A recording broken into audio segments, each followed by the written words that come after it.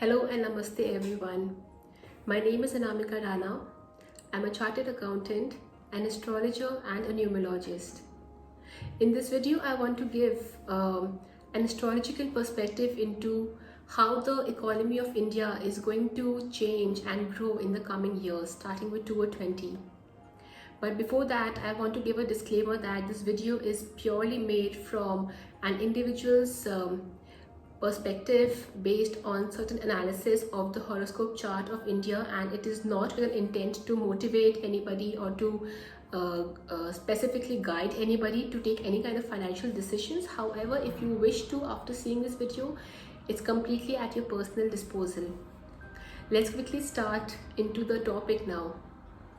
When we speak about astrology and the alignment of the planets or the transits and the various houses they are moving in, there are certain planets like Jupiter and Saturn and Sun as well, which we consider a planet in astrology.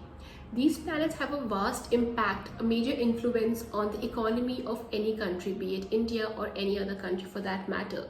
Because wisdom, knowledge, wealth, fame, all of these come from the planet Jupiter.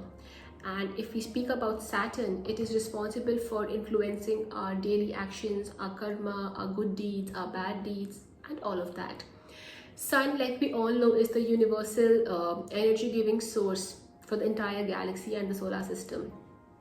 So when we speak about the transit of Jupiter and Saturn, it's important that, in fact, it's a very beautiful observation that I did when I was just studying the horoscope of India, that it has always happened in the history, starting with the World War II, that whenever Jupiter and Saturn have been in conjunction or in opposition to each other, there has been some kind of economic crisis. When I say about opposition to each other, that means that one planet is seventh house from the other planet.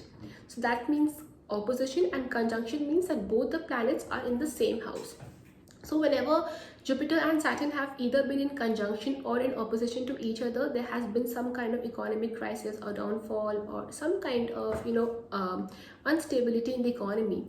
And surprisingly, it exactly happened this time as well, when the pandemic situation of coronavirus is all out there.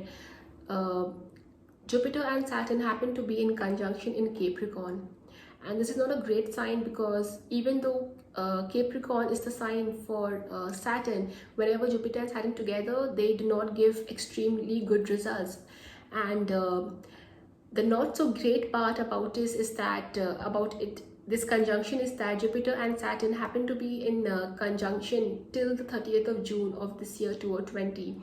However, after 30th of June is when there is going to be a transit of Jupiter to and fro between Sagittarius and Capricorn.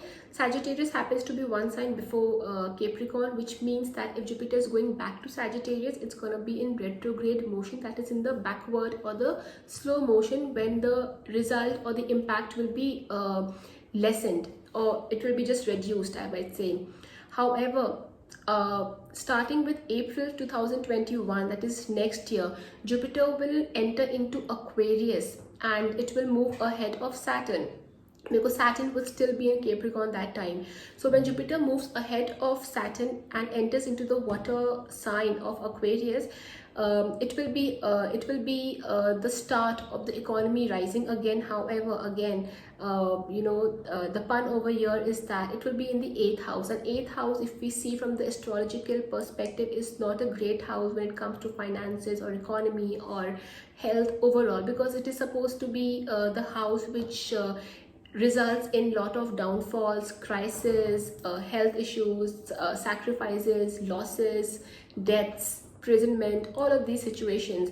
So even though Jupiter happens to be a very strong and a beneficial planet when it comes to its transit in the various houses, because it will be in the water sign of Aquarius in the 8th house, it's not going to be a great time. That means the economy, although will tend to receive help from other countries and offer help to other countries in terms of relationships and in terms of uplifting each other, however, economy will not improve till 2021. But the good part is that after 2021, I see that in April 2022, Jupiter happens to enter into the next sign, that is Pisces. And again, Pisces is a great sign when it comes to stabilizing things and improvement of things. And this is the time, you know, when Jupiter will move out from the 8th house as well and enter into the 9th house.